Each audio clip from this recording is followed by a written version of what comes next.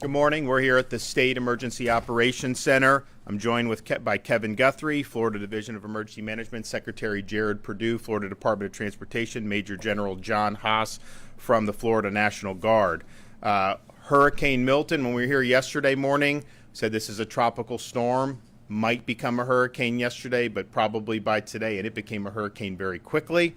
And so not only is it a hurricane, it's already a major hurricane, and it's now a Category 4 hurricane with maximum sustained winds at 150 miles per hour. It is expected to make landfall on the west coast of Florida sometime between Wednesday evening or perhaps even very early on Thursday. This has gone slower than the projections were in terms of the how it's moving towards Florida.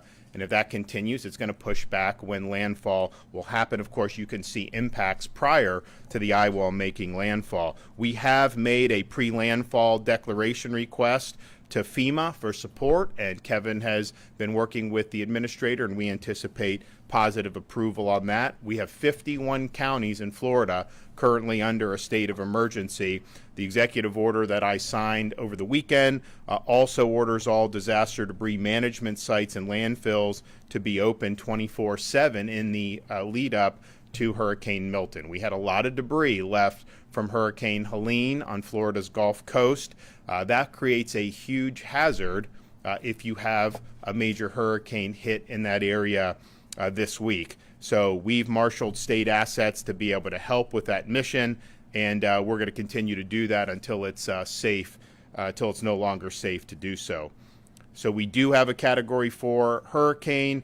It is currently located 745 miles southwest of Tampa. It has not moved terribly quickly, but that obviously could change going forward. Storm surge watch has been issued for the Florida Gulf Coast from mainland Monroe County northward to the Suwannee River, the Dixie-Levy County line. 8 to 12 feet peak storm surge is potential for northern Pinellas all the way down to Charlotte, including in Tampa Bay. 5 to 10 feet peak storm surge is possible from Yankeetown southward to the Pasco-Pinellas County line and from Englewood southward to Bonita Beach, including Charlotte Harbor. Hurricane watches have been issued for portions of west central Florida and Florida's Nature Coast. Tropical storm watches extend further south and north through southwest Florida and the Keys and along portions of the Florida Panhandle. Division of Emergency Management is busy facilitating hundreds of resource requests from communities as we prepare for the impacts. We've already sent major truckloads of food and water to Central Florida in preparation for points of distribution sites after the storm. We're also coordinating the deployment of more than 2,000 feet of flood protection systems and prioritizing critical infrastructure like hospitals, wastewater treatment facilities, and electrical infrastructure. We've deployed a flood barrier around a water pumping station in Bradenton, a fire station in Hillsborough, and more en route to the courthouse in Charlotte County, hospital in Kissimmee, master pump station in St. Pete, and a community resource center in Hernando County. We've also deployed generators to support special needs sheltering operations. And of course, Starlink Internet. All counties have access to that, and we're deploying more as needed. More than 200 ambulances and more than 30 paratransits are in Central Florida footprint, ready to support first responder operations. And as I previously noted, we've ramped up our support of debris removal. That's a 24/7 round-the-clock mission. The state of Florida is amassing significant amount of fuel reserves ahead of Milton, and we're staging it to be utilized as needed. These quantities include 415,000 gallons of diesel, 389,000 gallons of gasoline, and an additional 1.5 million gallons of both diesel and gasoline are currently en route. I know there's different things that are being said, but all fuel continues to arrive at Florida ports. There has not been an interruption of that. I know people are going to fill up their gas tanks, which is a good thing.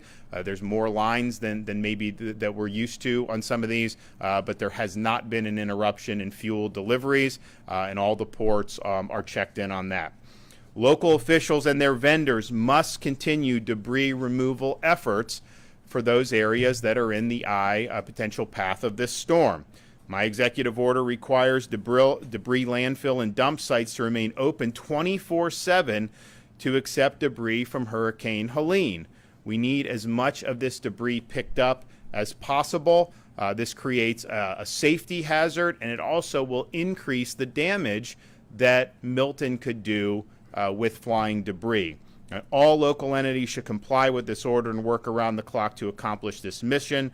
We have deployed major assets to help, but yet, last night in Pinellas County, there were 300 vehicles. Some of them were state vehicles, but also a lot of private pickup trucks and vehicles who were bringing debris. That's helpful. They should be doing that, and yet one of the gates was locked. There was no one manning it.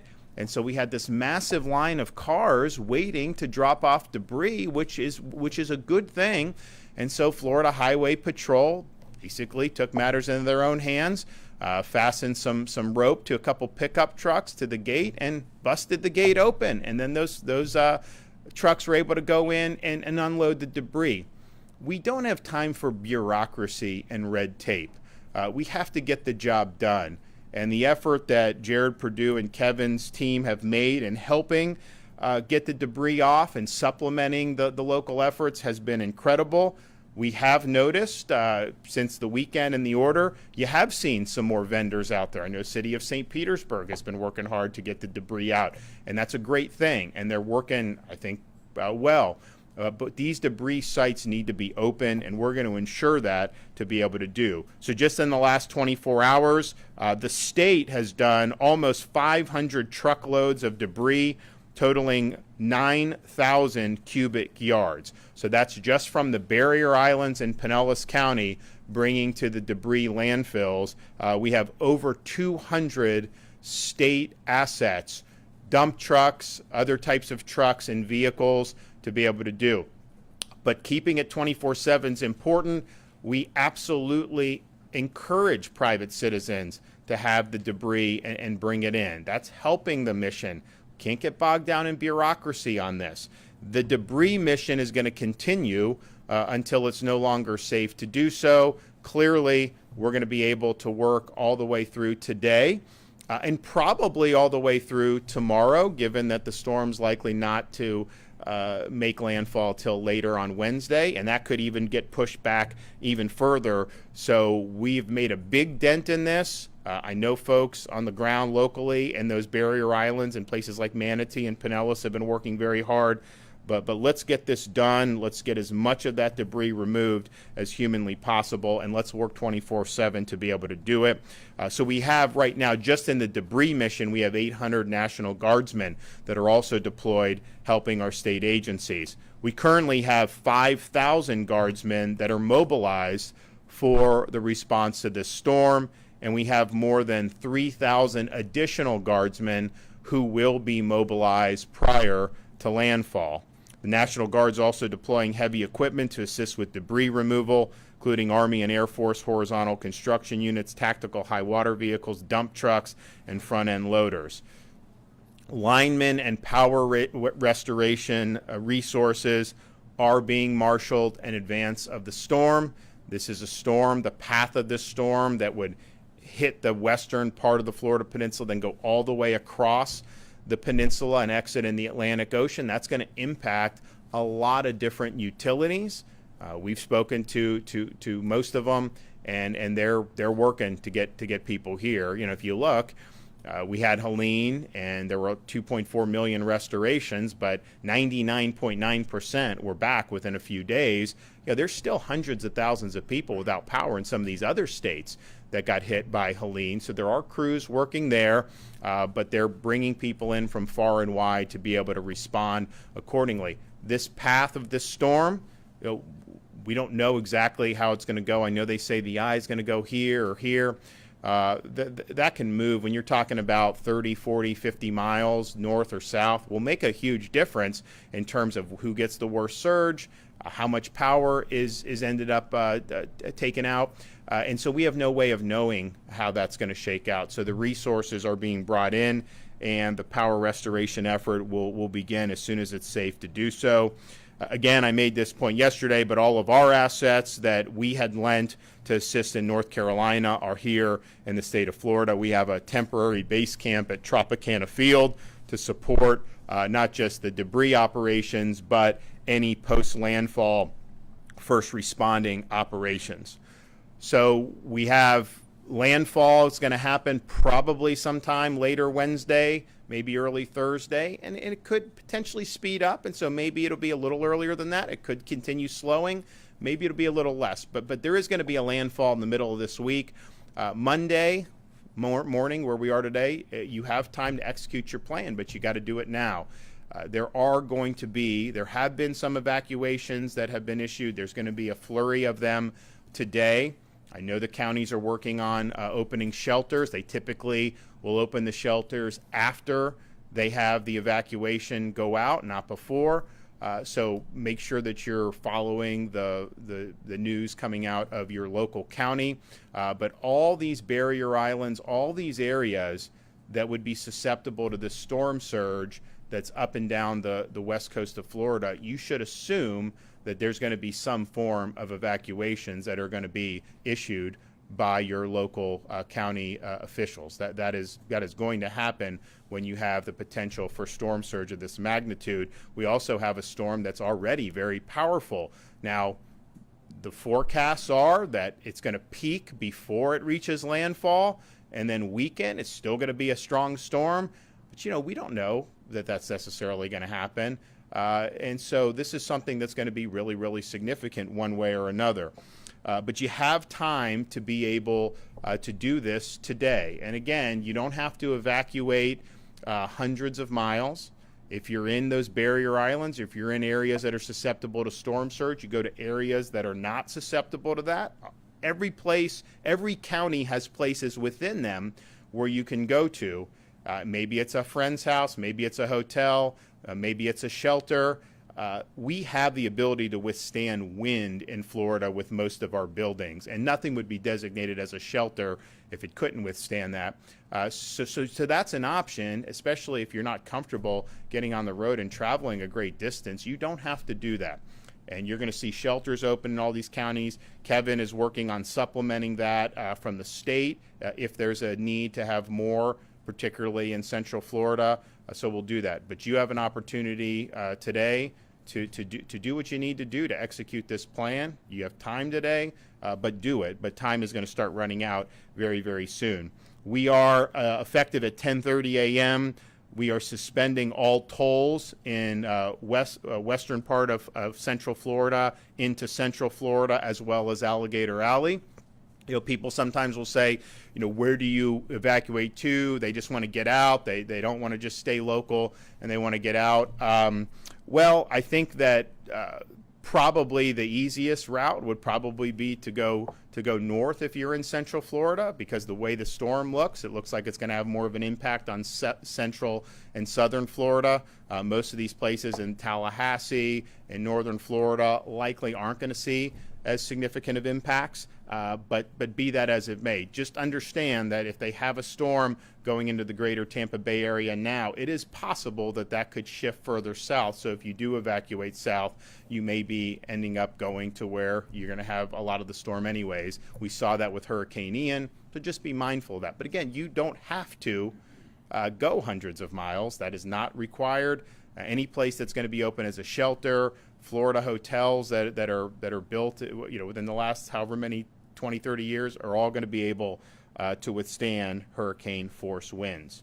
Sandbag locations are open in multiple counties in South and Central Florida. Check your county's EM page to find out where those locations are. You can find your county's emergency management page by going to floridadisaster.org/counties, floridadisaster.org/counties, and you have that local EM page that will tell you about any local evacuation orders that are made. But know your zone, know where you are.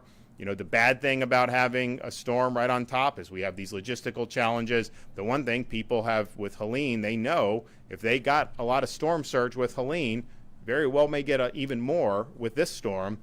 So don't mess with the storm surge and do what you need to do to keep yourself and your family safe. We're going to be continuing to work around the clock here at the Emergency Operations Center. We're doing all the things that we would normally do, but then obviously we have this debris removal mission that we've dived into to be able to help these local communities that have all this. It's going well, but we need to keep doing on that. Okay, Kevin Guthrie will come up and give an update. Thank you, Governor. Thank you for once again supporting the division, the State Emergency Response Team, as we respond to Hurricane Milton. The State Emergency Response Team continues to work on more than 600 mission requests received from our counties. Residents should begin finalizing your disaster plans, and if your plan calls for you to evacuate, you should do so today. Many of the counties are going to issue their evacuation orders today. Some of them, for example, Pasco County, will start at 10 a.m. this morning. Others will be Pinellas County, I believe, at 2 p.m. this afternoon, and still others will have varying times. You may ask why the varying times. Each county's population is factored into that, so the clearance times is what they will be making those decisions based on. So those evacuation orders will be going out today. I would highly recommend, if anybody has the means to do so, you have the capability of going to a hotel, staying with friends and families, get on the road today, wherever that might be. There's hoteling in Orlando. If you are 100% going to need to be dependent on power and you have the means to do so, you may want to consider a Jacksonville. It's likely that Jacksonville will not experience any type of power outage. So if you've got to be guaranteed power and you have the financial means, you may want to consider something a little bit further away. However, for those that do not, shelters will be opening. We recommend that you start moving towards a shelter. Shelter capacity will be limited. You heard the governor say that we are going to work on supplemental sheltering. We have identified state buildings. We have identified vacant buildings across the entire footprint of Florida that we will be opening up additional shelters when school buildings and other shelters, traditional shelters, start to reach their capacity. Many of you may need to resupply your disaster supply kit. Again, that is a today thing. You need to be doing that today. If you get to a shelter, there will be food and water there. It will not be sit down eating. It will be shelf stable meals. It would be more of the type of material or food that you're used to seeing at a point of distribution, but we will have food and water. If you have access for functional needs and have not registered with the Florida Special Needs Registry, you need to do that this morning. They've already started, cities and counties have already started call downs of their special needs registry to ensure that those individuals have a ride to the closest special needs shelter.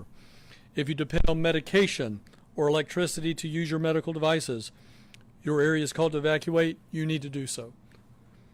You may lose power and there will be no way to use your medical devices. Make sure that's a part of your plan. The National Hurricane Center released new storm surge values as of 8 a.m. this morning. They issued a special advisory at 9 that the governor's already talked about, where the hurricane force winds are now Category 4. However, I'm going to draw your attention to something we did for you this morning. Everybody likes visuals. 5 feet and 10 feet. The ceiling in here is 10'8". We're talking about storm surge values higher than the ceiling. Please, if you're in the Tampa Bay area, you need to evacuate. If they have called for your evacuation order, I beg you, I implore you to evacuate. Drowning deaths due to storm surge are 100% preventable if you leave. We had situations where people died of drowning in Hurricane Ian. Had they just gone across the bridge from Estero Bay, Sanibel Island, and so on, just across the bridge to the first available shelter that had capacity, they'd still be alive today. Please remember that counties will call for these evacuation orders, and we will likely be seeing those today, as I've already mentioned. If you need to evacuate, we want you to evacuate out, not up. After I made the comment last night, my brother-in-law called me and said, in fact, for Hurricane Helene, we have 380 elevators that are not working in the greater Tampa Bay area. Elevators are going to go down. You're not going to be able to get down the elevators. If you are dependent on elevator usage versus stairs, you need to make that a part of your evacuation plan. If you cannot get down those stairs, you need to evacuate. Evacuate out, not up. You can visit floridadisaster.org/know to determine if you live in an evacuation zone. Your gas tank and electric vehicle only need to be halfway full. Get the gas, get as much as you need to get to where you're going. If you're in an evacuation zone, you need evacuation assistance, please call this number, 1-800-729-3413. That's 1-800-729-3413. That's for all residents. We have people there to answer your questions, and we can help you get out of your evacuation zone if you need additional assistance. The state has activated the State Assistance Information Line, also known as the SAIL line. If you need information, again, information only on resources. They cannot get you people, but if you need to ask a question, that is what the SAIL line is for. 1-800-342-3557. Again, that's 1-800-342-3557. We have English, Spanish, and Haitian Creole waiting to help you out.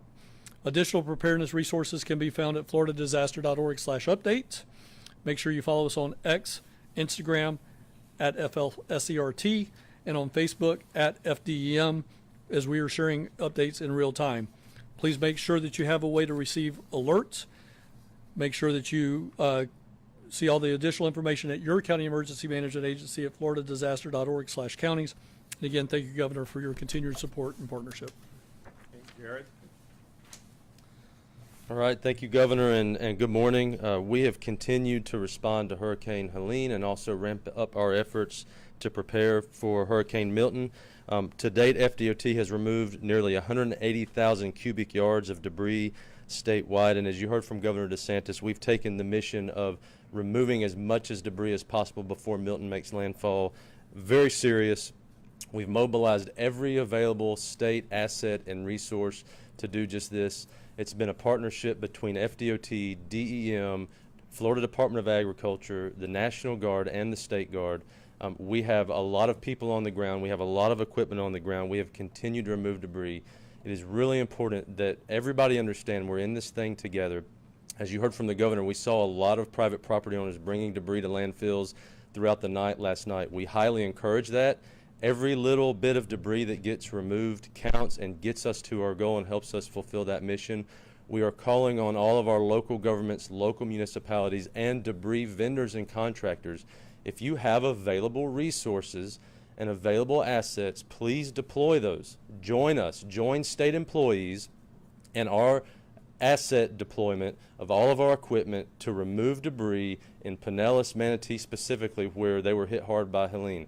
This is a very important mission. We're all in this together. We need everybody to mobilize their resources and assets. As you've heard from the governor, throughout the day yesterday, we moved a lot of debris. We're going to continue working until it's no longer safe to do so. And our goal, again, is to remove as much debris as we can possibly remove before Hurricane Milton makes landfall. As you heard from the governor, we are preparing to suspend tolls effective at 10:30 a.m. this morning for West Florida, Central Florida, and Alligator Alley to help facilitate those evacuations. We have seen people begin to leave already, which is a good thing. You need to leave early. If you're within those low-lying areas where storm surge could impact you, the earlier you leave, the better. It's going to help with traffic, it's going to help with evacuations, and it will make your trip a lot easier. We've seen increased volumes on I-75 and I-4. We're continuing to watch traffic live with our 10 regional traffic management centers across the state. They operate 24/7. We've increased the number and frequency of our Road Ranger Service Patrol and Motorist Aid to facilitate those evacuations. They do have the ability to aid motorists with fuel, water, and also remove stranded or idle vehicles out of the travelway. We've also prepared our shoulders for what we call emergency shoulder use. As volumes pick up and speeds lower for the interstate facilities, we then begin to implement what's known as emergency shoulder use, and we open up the shoulders of our interstates for live traffic. We do that when the speeds get down to around 40 miles per hour. We have a partnership with Florida Highway Patrol, and they go out there, the troopers go out there live real time and assist people in getting on the shoulder to help relieve congestion. We've used this in multiple storms. We used it for Hurricane Irma. We used it for Hurricane Ian. It was very successful, and so we're prepared and ready to do that as volumes continue to pick up. A lot of rain has already fallen across the state of Florida. The ground is saturated. More rain is anticipated to fall before Hurricane Milton makes landfall. So in terms of transportation, we are anticipating a vegetative debris event. We're ramping up our resources for cut and toss and clearing roads. We're preparing all of our drainage structures and drainage systems, cleaning those out. We encourage all of our local governments, our counties, local municipalities to do the same thing so that we can get roads back open as quickly as possible. We're watching very closely our bridges and low-lying roads in coastal areas, and also our bridges and low-lying roads around rivers, creeks, and streams inland with the amount of rainfall that's coming in. And we're going to be prepared to deploy damage assessment teams and effect emergency temporary repairs immediately after the storm passes through based on what we see and find. We're staging generators for traffic signal power. We're staging pumps for potential flooding, and we're going to be ready to roll and ready to respond as soon as Hurricane Milton passes through. We're committing every possible and available resource to respond to this storm. We've had over 2,000 FDOT employees actively responding to Hurricane Helene. They're going to continue working through Hurricane Milton. We are committed to getting the job done, and we're going to make sure it happens. If you need information on traffic, fl511.com is the place to get traffic information. It is updated live, real time by our traffic management centers. A lot of times during emergency preparedness and response, the third-party navigation apps sometimes don't have all of the accurate information. fl511.com is the place to get traffic information. Thank you, Governor. Okay, so we're ramping up. We've been ramping up all weekend. We've got a massive amount of resources that are have been mobilized, that are continue to be mobilized, including this debris mission, which we think is critical. I would also just say this is a storm. When these hurricanes make landfall, they obviously will weaken some, but it's projected to leave the Florida Peninsula on the east coast of Florida still as a hurricane. So it isn't like this is going to be something where it hits as a hurricane then ends up more of just a tropical system by the time it leaves the state. It's going to remain a hurricane at some level all the way through exiting on the east coast of Florida. And again, we don't have a guaranteed track in terms of where this thing's going to make landfall. You're talking about 50 miles north, 50 miles south. That'll make a huge difference in terms of where you have the most significant impacts, and there's just no way to know right now where exactly that's going to be. And so that's why anybody on the west coast of Florida, you have the potential for major storm surge. And then if you are in the path of this on the interior part of Florida, you're going to get some strong winds. It isn't like it's just going to be a rainstorm. I mean, all the way until it exits the state, it's going to be powerful. So please take the appropriate precautions, listen to your local officials, and we'll get through this. We'll respond very quickly, but this does have the potential to have a lot of damage. Okay. Governor, are you still anticipating this to be the largest evacuation since Irma in 2017? It's hard to know exactly. I mean, I think Irma, there was a lot of people that got on the road and then they had to go back and this. And so it was a little bit different, I think, situation here. Here we know that if you are in an area on the Florida Peninsula on the west coast of the state that is vulnerable to storm surge, you're likely going to be under some type of an evacuation order. Certainly anywhere in that center part of the state, west central Florida, as you get down to Bradenton, Sarasota, Charlotte, Pasco, all those areas are going to have evacuation orders for sure. So it is going to be a significant number of people. We'll see exactly how that shakes out, but it's a major issue because of we have a storm that could hit in different spots. I mean, that's just the reality that we're dealing with. I mean, if we knew exactly where it was going to hit, you probably would evacuate fewer people, but we don't know that. And as we saw with Hurricane Ian, there was a thought a couple days before it was going to hit one place. It ended up hitting much further south. So in this storm, even though a lot of the models track it somewhere in that Sarasota, Bradenton, Tampa Bay area right now, and maybe that's what ends up happening, it potentially could hit further north. It potentially could hit further south. So just knowing that and knowing the range of storm surge that you're dealing with, you're going to see a lot of evacuation orders. And no deaths were Taylor County with Helene. The sheriff says it was because everyone evacuated, those communities were level. Talk about the importance of people listening to those evacuation orders with this one. Well, Taylor County had more storm surge than even is being predicted for this storm at this point. I mean, you had 15, maybe even 20 feet in some of those areas. So you had homes that withstood Hurricane Idalia, which was hit as a Category 3. It was a 4 in the water, and then it hit as a 3, and survived it fine. And then on Helene, they were totally wiped off the map. And that's all because of the storm surge. It is the winds were more with Helene than with Idalia, but not so much more that a house could go fine and then get obliterated. It was the storm surge. And when you get away from the storm surge, then you're going to be able to most likely ride out the storm and be safe. You hide from the wind and you run from the water. You can find structures in Florida that can withstand, even if you're in the path of the storm, that can withstand the wind. There's a lot of things in Florida that are built to be able to withstand major hurricane force winds. But you just can't contend with storm surge that is 10, 15 feet of storm surge. I mean, Kevin showed, this is a little bit over 10 feet, this room. So that's a significant thing, and you're just not going to be able to beat Mother Nature. So I think the reason why they had no fatalities is because the people that were in those areas that got whacked by the storm surge did get out. Now, we always have, and in Helene, we had storm fatalities attributed to the storm from, a tree can fall somewhere, you can have a traffic accident, you can have all that.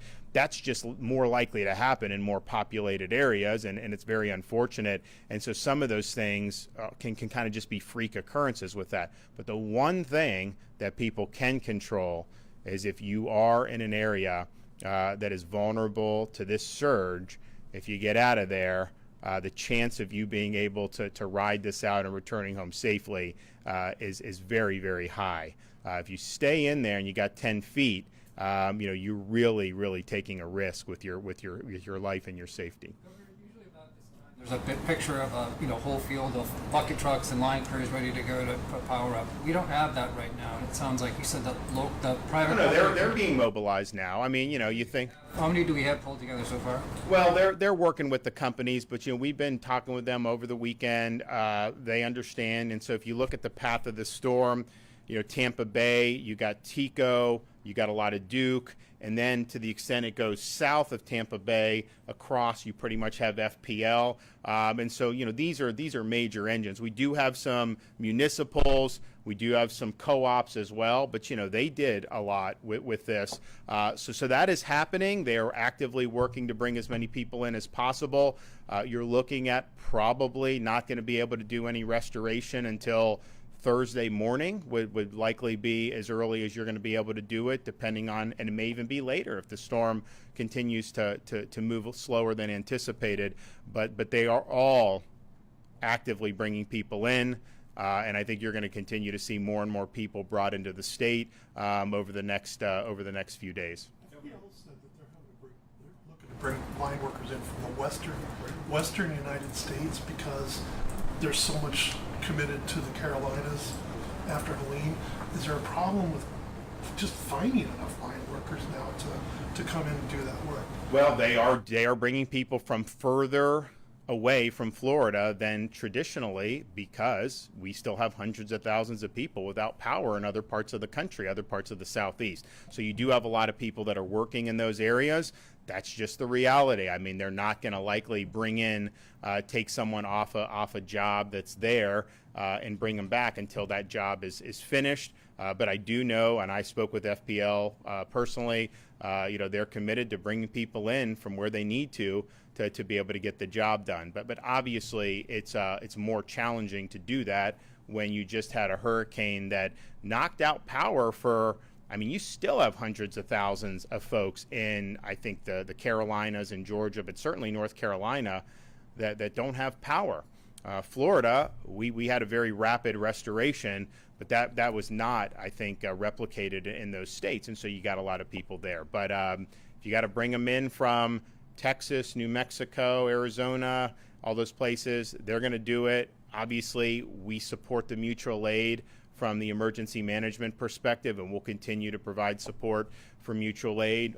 Pretty much all of our outfits at this point welcome the mutual aid. That wasn't true a few years ago. Now I think it is, and I think that there's a better posture overall for that. But you had a lot of power outages throughout the southeastern United States.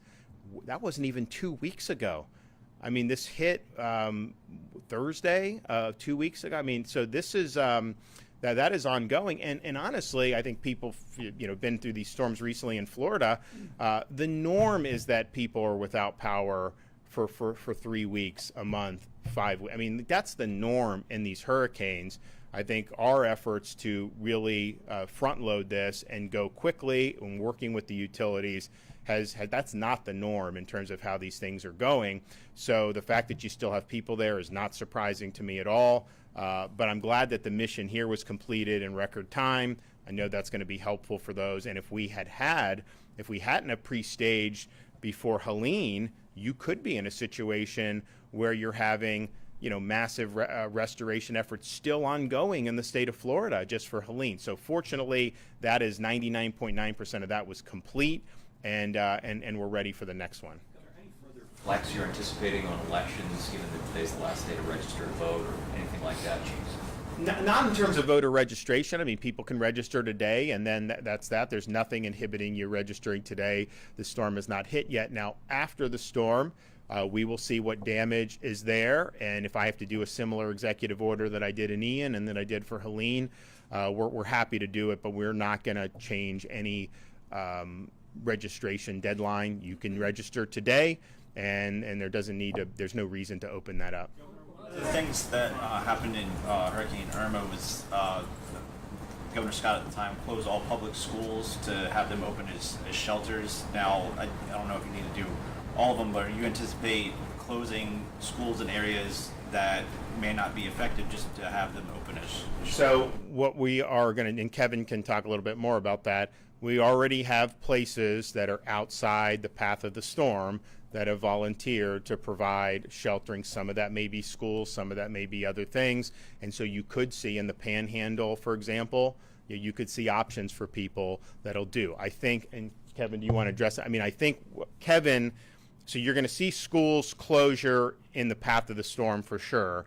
And that's going to happen all through Central Florida and potentially Southern Florida, depending on the exact path. So all of those shelter operations will be going on the county level. And the thing about if you're in the Tampa Bay, Bradenton, Sarasota, wherever this thing is likely going to make landfall, you will have options within your county. You are not going to need to go. You can hunker down, but the further inland you go, there'd probably be less demand for sheltering from the residents of places like Orange or Seminole, just simply because if they're not in a flood zone or they're not a danger for rising waters, likely they live in homes that are going to be able to ride this out. Like, and if you're a mobile home park or something, that may be different. So I would anticipate there being more of a demand for sheltering on the coast. And then with Kevin's mission of, if there's an abandoned J.C. Penney, they're going to go in, they're going to give that an option, and that'll be local so that people don't have to drive very hard. So this is a contingency that they've had planned for a long time. So they've been working this for many days as soon as we saw that there was likely going to be a storm. So there'll be a lot of different options, but if there does need to be sheltering in other areas outside, I know there's already been counties that have raised their hand and say they want to do that. I don't need to add anything to Okay. answer. Yep. There's miles and miles of debris along the side of the road in Pinellas County. How would you describe the potential danger if you're not able to get a lot of that out of the way before this? So the debris in Pinellas, well, I can tell you the danger is less than it would have been had we not mobilized all these state assets. We saw this as something, and in fact, Kevin and I have been saying we want to be helpful with debris in ways that we can be. Obviously, this is a local responsibility to pick up the stuff on the roads. And Kevin and I both really urged all the local governments, have those debris contracts ready. As soon as Helene passes, you got to go. And I think a lot of them did do that. But if you're looking at what we've done to have, what is it, 8,000 or 9,000 cubic, just cubic yards of debris that just our trucks have done. I mean, that's made a huge difference. And in fact, there's videos about all these dump trucks just moving through the Pinellas beaches, carrying all this stuff. They have escorts and all this. And so this was something that we recognized as a danger that could exacerbate the impacts of the storm. And think about it. If this storm bends, say, 60 miles south of the Tampa Bay area, that will do less damage than if it goes directly or a little north, just based on these storms would do. But it still can do damage. But just think about if there's additional damage from flying debris, you could end up having way worse damage than you otherwise would have because of that. So that's why we did it. That's why when we did the executive order, we said 24/7 debris pickup and being able to have these landfills be open. We did the executive order on Saturday, and what happened over the night? It was closed. So what did we do? We cut the locks and we let people bring the debris.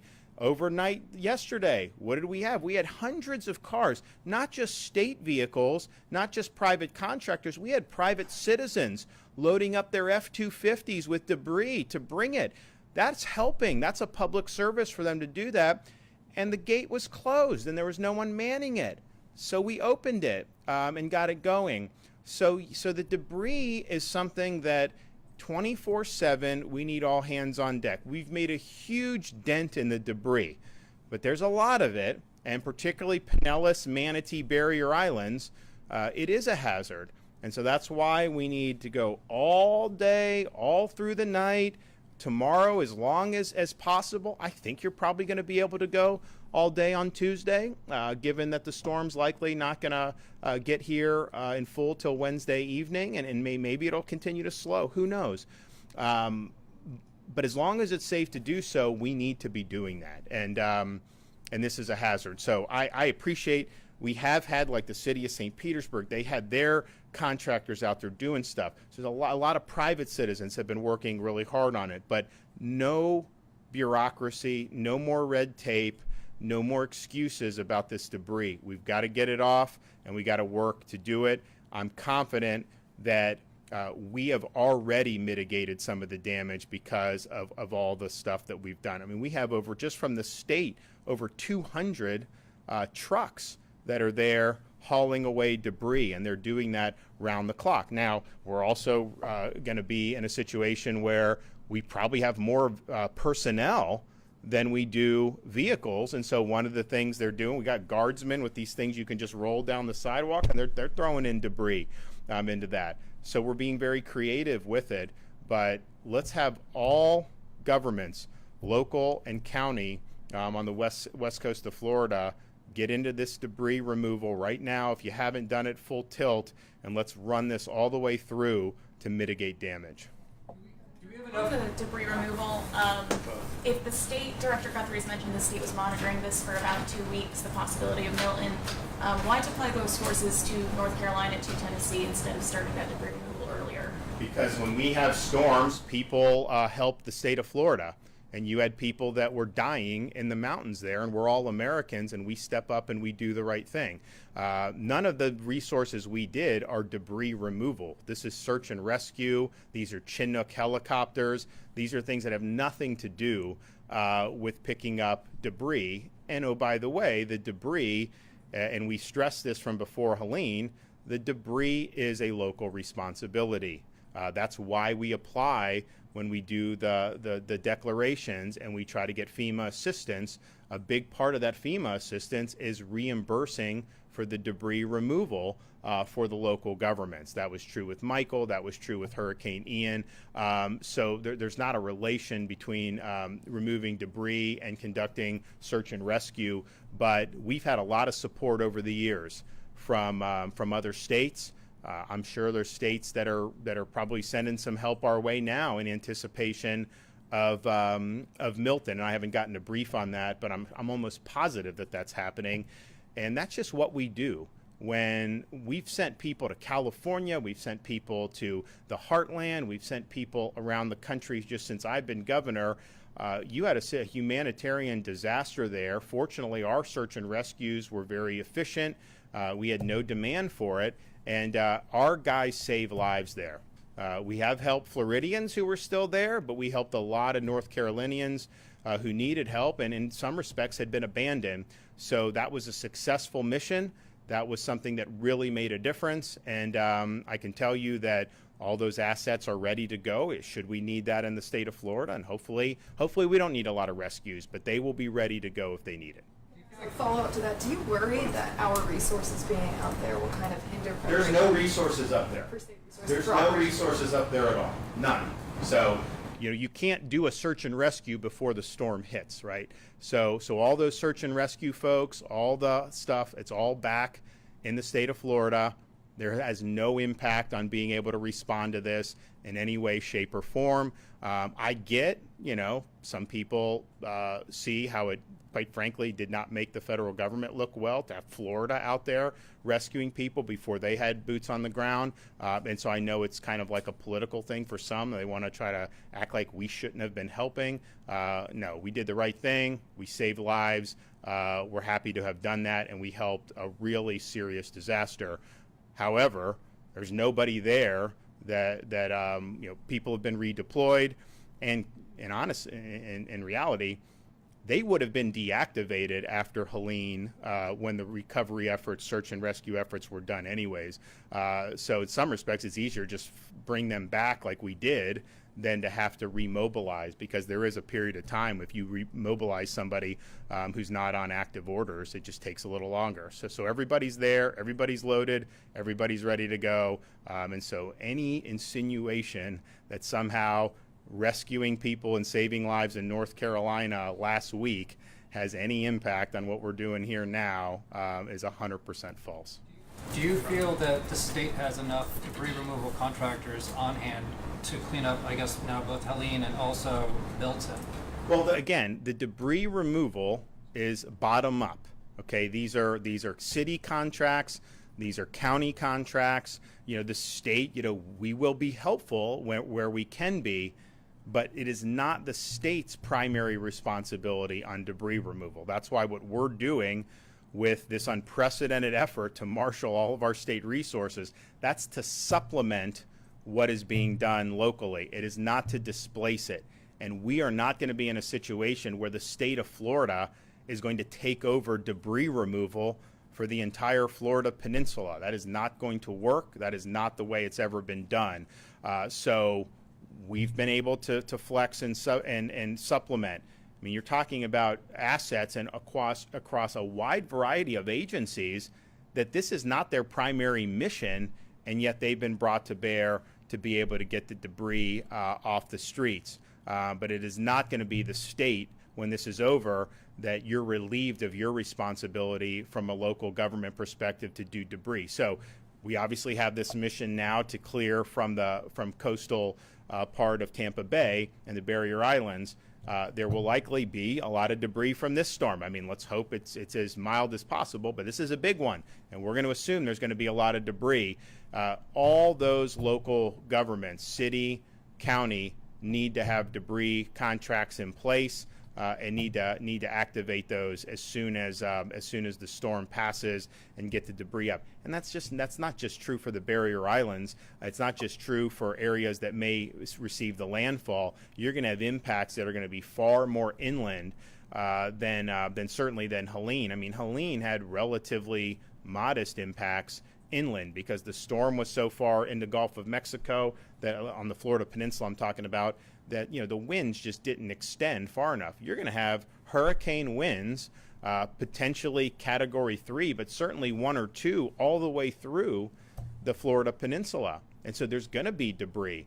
You're going to have a lot. I mean, Jared and his team, they're going to help clear the roads. They're going to do all that. But just in terms of private communities, in terms of county streets and all this, and city streets, you're going to have debris. So they have got to do that. And I think our effort to supplement is something that we're happy to do. We think it's making a difference. It is requiring a lot of resources to be brought to bear, but I think it will likely mitigate some of the damage that was going to be done. But no more bureaucracy. We should not have to pry open any more landfills. Let's have this open 24/7 until it's no longer safe to do so. Get as much debris off those streets as possible, so that we can mitigate damage from this upcoming storm. Have you had any sense, and maybe Director Guthrie wants to speak of just hurricane fatigue from either just residents or workers, anybody that here we go again? Well, in terms of the state EOC and our agencies, we don't have time to be fatigued. I mean, it's not easy. We had folks here thinking it may hit Tallahassee. They were overnight on the initial storm for Helene, and there were crazy hours being worked. We've had a lot of very swift response. People have been engaged on the Guard, National Guard, State Guard, all these other things. So our view is that this is just what we have to deal with. I mean, we know that in the state of Florida, particularly once you get into September and the beginning of October, like, you just have a higher frequency of having major hurricanes. That's historically been the truth, and we're very mindful of that. We saw the one thing brewing and a couple weeks ago, and then it was like, well, it may not be anything, and then they said maybe rainstorms. So we were monitoring that the whole time. We knew that this could be something, but there was reports that it was likely going to be something that would not rival Helene, and then things change, and so you just have to react to that. And as soon as we saw that it was going to be more than just rain and a modest tropical system, we did the state of emergency. We got everyone going. Now, residents, I think it's frustrating. I think you go through and you get 3 feet, 4 feet of water in your home. You got to muck and gut. You got to do all this stuff, and I've seen really good efforts from the residents. Going through Anna Maria, going through Madeira, some of these places, compared to what they were 4 or 5 days before I was there to now, they have made a lot of progress. People have worked really hard, got a long way to go, but then to potentially have something hit again and cause even more damage, it hurts morale. It's not easy to do. But we've had Hurricane Helene hit in a place that had a major the year before, and had a minor hurricane a month before, and those folks up there in the Big Bend, they got hit multiple times. It's not easy.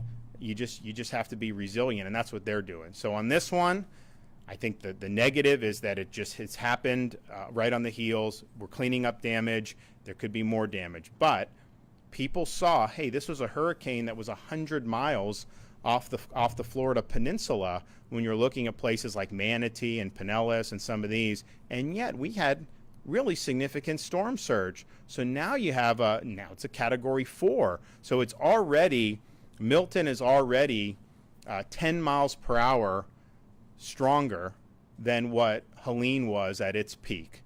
Now again, the meteorologists, they think it's going to weaken before it makes landfall, but you don't know that, and I think it's definitely going to strengthen more from the 150 over the next 24 hours. So we'll have to see.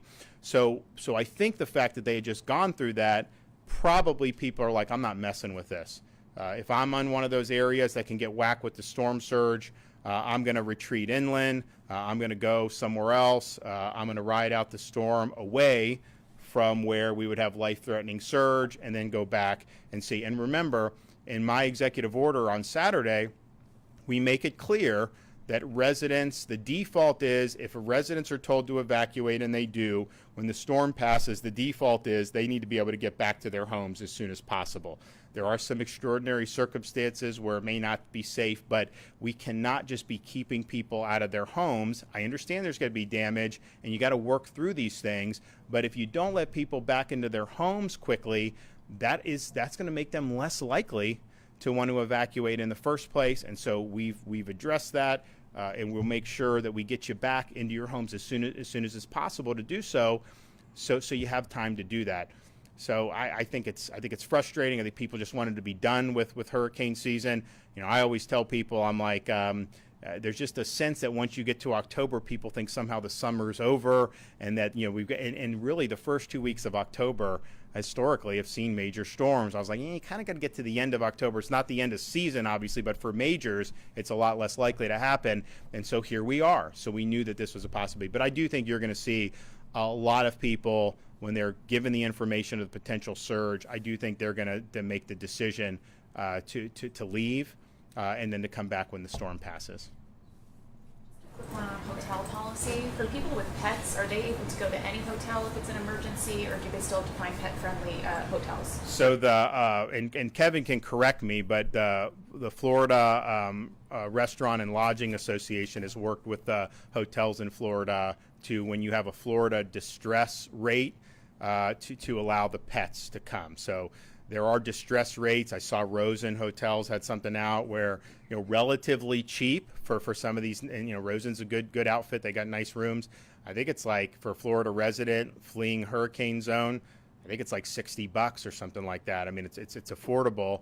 And then the pets. And so that was not something we mandated, but it was something that the hotel and restaurant association work with their members to accommodate that. And you do got to take your pets. I mean, do not leave a dog on a barrier island with potential 10 feet of storm surge. That's just not going to work. All counties have at least one pet-friendly shelter. Of course, the hotels. And then if you're staying with friends and family, I mean, our expectation would be that they would want to be able to help the pets. And so please do what you need to do to protect your pets. Yes.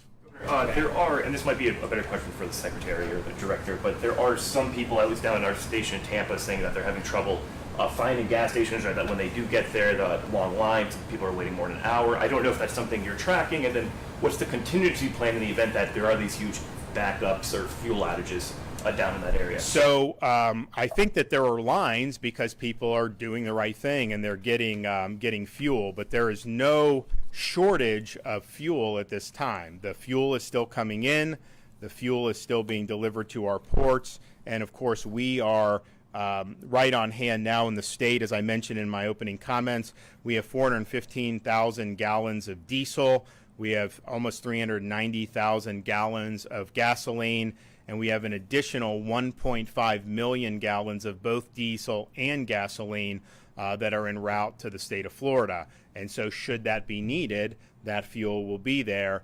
But fuel deliveries are still taking place. They will continue to take place throughout today. Jared or Kevin may correct, but I think they're planning on doing it tomorrow as well. And so we have fuel now in certain parts of the state. If you have a lot of people going, you may have lines, but that's not because fuel deliveries have stopped. Kevin, do you want to? Okay. Okay, we'll have an update later. Thanks.